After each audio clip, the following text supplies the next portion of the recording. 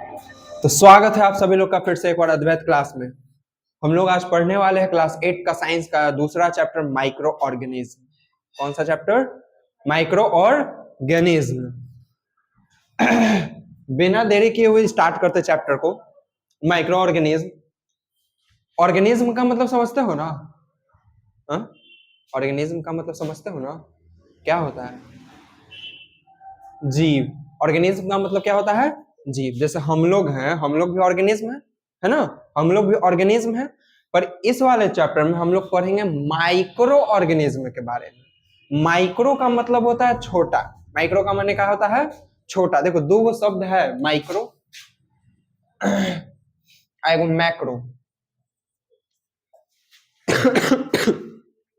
Micro, macro, micro, macro. Micro माने छोटा, macro माने बड़ा। माइक्रो माने छोटा, मैक्रो माने बड़ा। तो हम लोग पढ़ेंगे इस चैप्टर में कौन किसके बारे में? माइक्रो ऑर्गेनिज्म के बारे में। छोटा छोटा जीव के बारे में, छोटा छोटा दम, ऐसा छोटा जिसको आंख से नहीं देखा जा सकता, वैसे वैसे जीव के बारे में पढ़ेंगे। तो बिना कुछ देरी किए हुए चैप्टर को स्टार्ट करते हैं। माइक्रो ऑर्गेनिज्म स्टार्ट करने से पहले एक दो ज्ञान के बात सुन लो, कॉपी निकाल लो, नोट्स साथे साथे लिखना, साथे साथे समझ के पढ़ल जाएगा। क्या दोनों भाई मजे से पढ़ेंगे, कोई दिक्कत नहीं है, ठीक है? चलो इंट्रोडक्शन है। Some organisms which are so tiny that we cannot see them with the naked eyes and we need special instrument to see them are known as microorganisms or microbes. बढ़िया अंग्रेजी बोल रहे थे, वो अंग्रेज नहीं बोल रहे। Once more, some organisms which are so tiny that we cannot see them with the naked eyes and we need special instrument to see them are known as microorganisms or microbes. बढ़िया अंग्रेजी था। माने चलो इसका मतलब समझते हैं।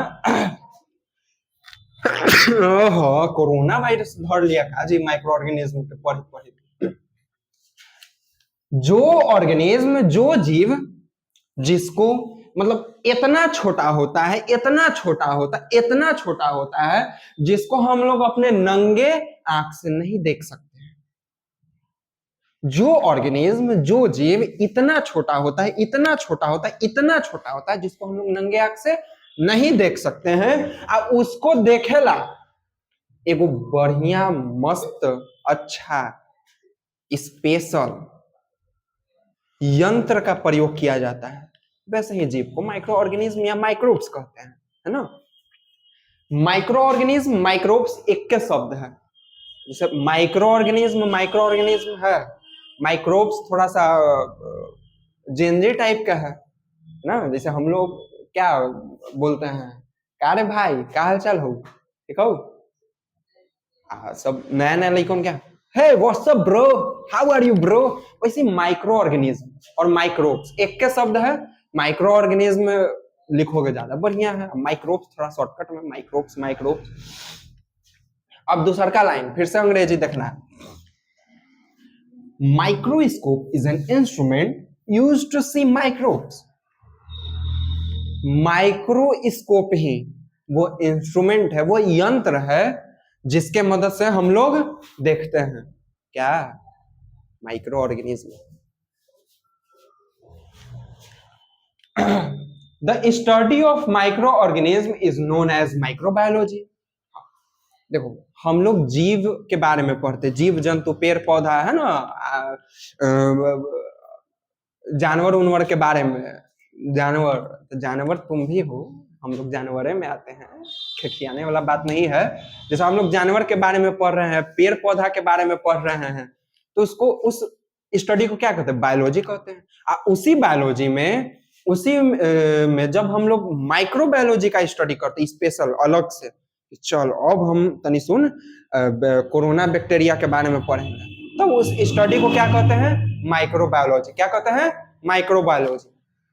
जो साइंटिस्ट माइक्रोबायोलॉजी पढ़ता है, जैसे अभी हम पढ़ रहे हैं माइक्रोबायोलॉजी, वैसे वैसे साइंटिस्ट को क्या कहते हैं? माइक्रोबायोलॉजिस्ट। क्या कहते हैं? माइक्रोबायोलॉजिस्ट कहते हैं। तो ठोको ताली, ठोको लाइक, शेयर भी। समझ में आया इतना? समझ में आया? और समझ में आया तब नोट्स लिखो आराम से। चलो तो अब नोट्स लिख लिया ना तुम लोग? लिखा कि नहीं? अरे लिख ले रे, लिख ले, पढ़ना कहीं गए। चलो अब बात करते हैं, where do microorganisms live? Microorganism कहाँ रहता है? अब वो बात अलग है कि तुम अपने बाबू के दिल में रहते हो।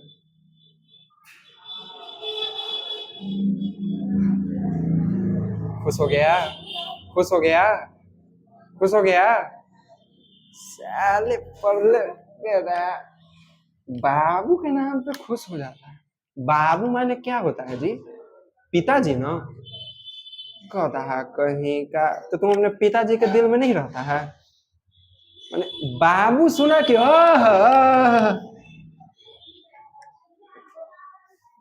बाबूजी माने पिताजी।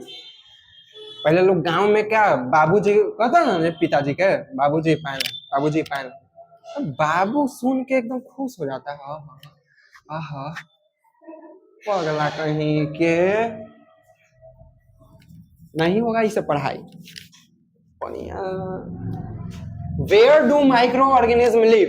देखो माइक्रो ऑर्गेनिज्म भी अपने बाबू के दिल में रहता होगा, जाहिर सा बातें रहता होगा, लेकिन चलो मजाक से हटकर serious. They are found almost everywhere. ये माइक्रो ऑर्गेनिज्म लगभग सारे जगह तो मिलता है, हवा में, पानी में, जमीन पे, सब जगह मिलता है ना? माइक्रो ऑर्गेनिज्म हर जगह मिलता है, माइक्रो ऑर्गेनिज्म हर जगह मिलता है। Moreover, they are also found on and inside our body. इससे भी ज्यादा अगर जानना चाहो तो ये जान लो कि वो तुम्हारे शरीर पे, तुम्हारे शरीर के भीतर, अंदर, सब जगह मिलता है, सब जगह रहता है। इसको कहते हैं माइक्रो ऑर्गेनिज्म, समझा? सब जगह, any time, anywhere. They are live in both favourable and unfavourable condition. वो कौनों जगह पे रह जाएगा, चाहे वो जगह उसके लिए अनुकूल हो, चाहे वो जगह उसके लिए अनुकूल ना हो। जैसे तुम लोग जैसे लड़का हो, तो हम लोग जैसे अपने घर में रह लेते हैं, है कि नहीं? हम लोग का घर फेवरेबल है, हम लोग अपने जगह घर पे रह लेते हैं, आराम से रह लेते हैं, चाहे कैसू रहे, भुइया पे लेटे चाहे कन्हू लेटे, है ना? है कि नहीं? रह लेंगे। लेकिन कहीं और जगह जाते हैं, वहां पे हम लोग को चाहिए होता है ना कंफर्ट जोन, अपना अकेले रूम, तब ना सिक्योर हो गए। तो वैसे ही माइक्रो ऑर्गेनिज्म को इस सब से लेना देना नहीं है। माइक्रो ऑर्गेनिज्म कौनो कंडीशन में रहेगा, चाहे उसको अच्छा से रखो चाहे उसको बुरा से रखो, कौनो कंडीशन में। एग्जाम्पल में इसे समझना, माइक्रो ऑर्गेनिज्म पढ़ी देखो, माइक्रो ऑर्गेनिज्म आ गया अंदर, अंदर से एकदम उफान मार रहा है, आज एकदम हम रहेंगे, चलता खांसी हो गया है। माइक्रो ऑर्गेनिज्म ठंडा इलाका में, अंटार्कटिका में भी तुमको मिल जाता है, समझ लो एकदम माइनस में दम रहता है, वहां पे एकदम आराम से मिलेगा। हम तो माइक्रो ऑर्गेनिज्म है। ठंडा तो ठंडा उतने, अगर गर्म तो वॉल्केनो के अंदर भी तुमको माइक्रो ऑर्गेनिज्म मिल जाए, वॉल्केनो के अंदर भी तुमको माइक्रो ऑर्गेनिज्म मिल जाए, तो कोनो जगह पे मिल जाएगा, इसके लिए कोई दिक्कत नहीं है। बट एक चीज ध्यान रखना है कि they are able to survive unfavourable condition because of a hard outer covering called cyst. जैसे मन में सवाल है ना, साला कैसे वॉल्केनो में भी रह लेता है? तो देखो ये इस प्रकार होता है कि जैसे उसके बॉडी के चारों ओर एक काला हार्ड लेयर रहता है, जैसे कछुआ का सेल होता है, मोटा काला होता है ना, वैसी कोनो माइक्रो ऑर्गेनिज्म के बाहर हार्ड एक कवरिंग होता है जिसको सिस्ट कहते हैं। क्या कहते हैं? सिस्ट कहते हैं। सिस्ट का काम ये है, मान के चलो कि एगो बैक्टीरिया है जो 40 डिग्री सेल्सियस पर रह लेता आराम से, है ना। मान के चलो हम बैक्टीरिया 40 डिग्री सेल्सियस पर आराम से रह लेते हैं। अब यहाँ का तापमान 100 डिग्री सेल्सियस हुआ तो हम मर सकते हैं ना। तब मरेंगे नहीं, क्या हो जाएगा, माइक्रो ऑर्गेनिज्म मरेगा नहीं, माइक्रो ऑर्गेनिज्म सूत जाएगा। अब बाहर रहेगा सिस्ट, वो उसको बचाए रखेगा। और जैसे ही 100 डिग्री से फिर 40 डिग्री पे आता है तापमान, वैसे माइक्रो ऑर्गेनिज्म एक्टिव हो जाएगा। सिस्ट का काम यही है, उसको बस बचा के रखता है। एकदम हार्श जो भी वेदर है, कंडीशन है, वो बाहरी वेदर कंडीशन सबसे बचा के रखता है सिस्ट, समझ रहे हो। दे मे बी यूनिसेलुलर और मल्टी सेलुलर। माइक्रो ऑर्गेनिज्म में एक सेल का भी होता है और मल्टी सेलुलर भी होता है। एक सेल का भी होता है, मल्टी सेलुलर भी होता है। मल्टी सेलुलर, एक सेल माने एक ही सेल में पूरा ऑर्गेनिज्म है, बस एक के सेल। तो हम लोग देखो ना जी, माइक्रो ऑर्गेनिज्म माने मल्टी सेलुलर है कि नहीं है ना। हम लोग में एक सेल है, कितना करोड़ों में सेल है कि नहीं। तो वैसे माइक्रो ऑर्गेनिज्म में मल्टी सेलुलर भी होता है और यूनिसेलुलर भी होता है। समझ में आया? आया तो नोट्स लिखो। चलो अब लिख लिया होगा तो अब पढ़ेंगे types of micro organism. Types of micro organism माने माइक्रो ऑर्गेनिज्म का कई गो प्रकार है।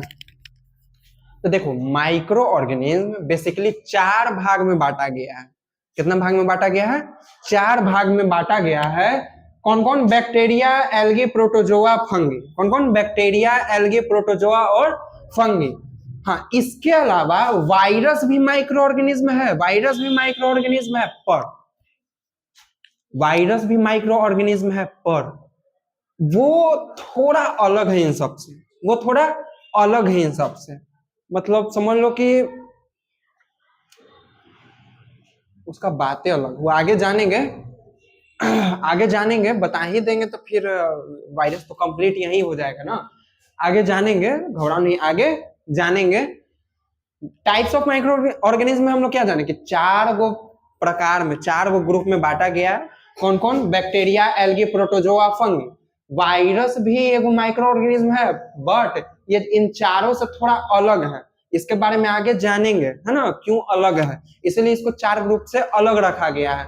हाँ, यहाँ पे अब समझना है कि जैसे बैक्टीरिया, एल्गी, प्रोटोजोआ, फंगी हम लोग बोलते हैं, तो ये सब अंग्रेजी अगर थोड़ा सा पढ़े हो, थोड़ा सा, तो सिंगुलर और प्लूरल जानते हो। एक वचन, बहुवचन, एक वचन, बहुवचन। तो जो बैक्टीरिया शब्द है, बैक्टीरिया जो नाम है, ये टर्म प्लूरल है। इसका सिंगुलर टर्म बैक्टीरियम, एल्गी का सिंगुलर एल्गा, प्रोटोजोआ का सिंगुलर प्रोटोजोअन, फंगी का सिंगुलर फंगस। समझ रहे हो ना, ये बात का ध्यान रखना। हाँ, इसके अलावा एक छोटा सा चीज ध्यान में रखना बस। Microorganisms are so small that in a single dot there are thousands of microbes presenting. इतना छोटा होता है, मतलब मान के चलो इतना छोटा होता है कि वो डॉट ऐसे पार दे ना, ऐसे तो मान के चलो कलम लेके ऐसे भोंक दोगे, कोई के कलम लेना है, कोई के शरीर पे ऐसे टुक करके भोंकना, तो जो भोंकोगे ना, तो जितना दूर कलम का डॉट गया होगा, उतना में तकरीबन हजारों माइक्रो ऑर्गेनिज्म आ सकते हैं, हजारों माइक्रोब्स आ सकते हैं। तो सोच लो कितना छोटा होगा, है ना। चलो इसको भी लिख लो।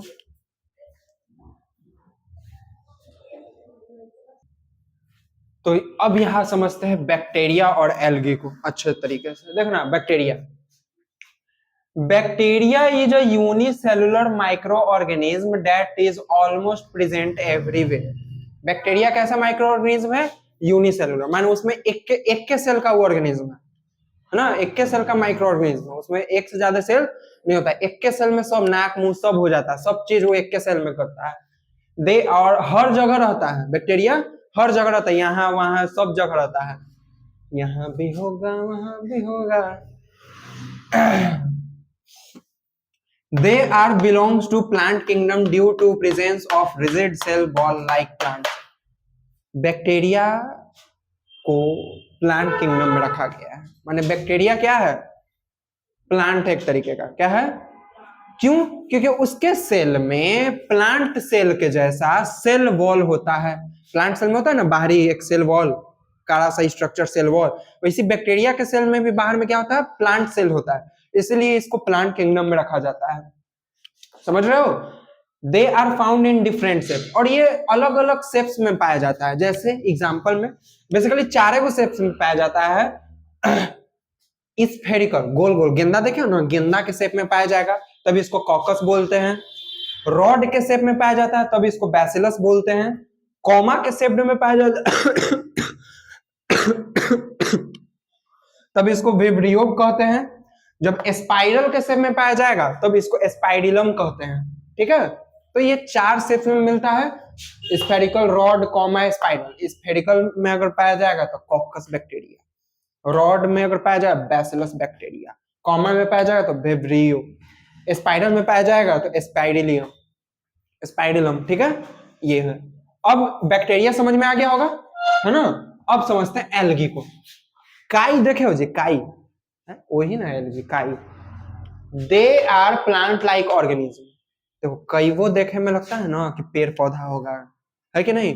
हमको भी बचपन में लगता था कि सब साला पेड़ रहता है, कल पे जाते थे नहाए, बल्टी उल्टी लेके कल पे पहुंच जाते थे नहाने के लिए, तो कोना कोनी में लगा रहता था वो पेड़ पौधा। आगे बड़का हुए तो पता चला ओहो पेड़ पौधा नहीं है, क्या है? तो माइक्रो ऑर्गेनिज्म है। They are plant like organism, इसको प्लांट लाइक ऑर्गेनिज्म बोलते हैं ना। They contain chlorophyll, plastid and can perform photosynthesis. उसमें भी क्लोरोफिल पाया जाता है, यही कारण से हरियर दिखता है। समझ रहे हो ना? यही कारण से हरियर दिखता है। दे कंटेन क्लोरोफिल, प्लास्टिड, क्लोरोफिल में भी प्लास्टिड उसमें पाया जाता है ना। And can perform photosynthesis, photosynthesis का प्रोसेस वो करता है, अपने खाना बना लेता है बेचारा। They can be both unicellular और मल्टीसेलुलर, वो यूनिसेलुलर भी हो सकता है, मल्टी सेलुलर भी हो सकता है, दोनों में पाया जाता है। ठीक है, they are found in marine environment और फ्रेश वाटर। ये पानी वाला इलाका में मिलेगा, है ना? या तो फ्रेश वाटर में, या तो पानी वाला, समुन्द्र में नहीं मिलेगा। मरीन में भी कैसा? Fresh water. समुन्द्र में नहीं मिलेगा। फ्रेश वाटर माने नदी, नहर, तालाब, यही सब, है ना, जो हम लोग के यूज में आता है, उसी को ना फ्रेश वाटर कहते हैं। तो उस तरीके के पानी वाले इलाका में ज्यादा मिलेगा, समुन्द्र में नहीं मिलता है।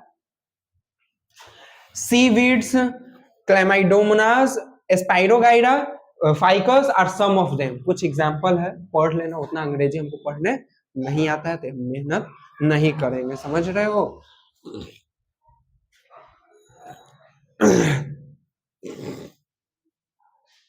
अब पढ़ाई पे थोड़ा ध्यान दो।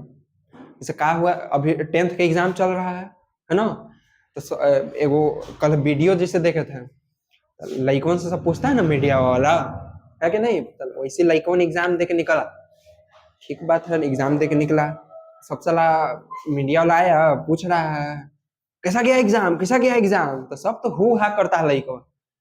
एगो बोल रहा है बहुत बेकार गया, तो यो उससे कह भी रहा है कि बहुत बेकार गया, तो यो उससे पूछ दिया कि न्यूटन के कै गो लॉ होता है? तो कह रहा आए, उसके बगल वाला एकदम हड़फड़ा के एकदम तड़फड़ाया था, वो कह रहा 3 गो होता है। तो उसे पूछ रहा कौन कौन? तो वो नहीं बताया, खाली इतने बताया 3 गो होता है। पहलका से पूछा तो कह रहा आए, तो दूसरका वाला और खुद बता दिया कि 3 गो होता है, सही बताया कि 3 गो होता है। फिर उससे पूछा कौन कौन, तो वो नहीं बताया। फिर तड़फड़ा ले हुआ था तीसरका कह रहा है, बताते हैं ना, इलेक्ट्रॉन, प्रोटॉन, न्यूट्रॉन। तो इस तरीके का लइकन रहता है ना? तो पढ़ाई पे ध्यान दो, ना तो न्यूटन के लॉ में इलेक्ट्रॉन, प्रोटॉन, न्यूट्रॉन तुम लोग घुसा दोगे। ठीक है, इतने पे खत्म कहानी करते हैं। आगे इसका टॉपिक आगे बढ़ाया जाएगा, दिल थाम के बैठना, लाइक वाइक करो, थोड़ा सब्सक्राइब करो, अंदर से जोश मिलता है ना, बढ़ रहा है, आगे पढ़ाया जाएगा बढ़िया से। ठीक है, चलते, bye bye, see you, Radhe Radhe.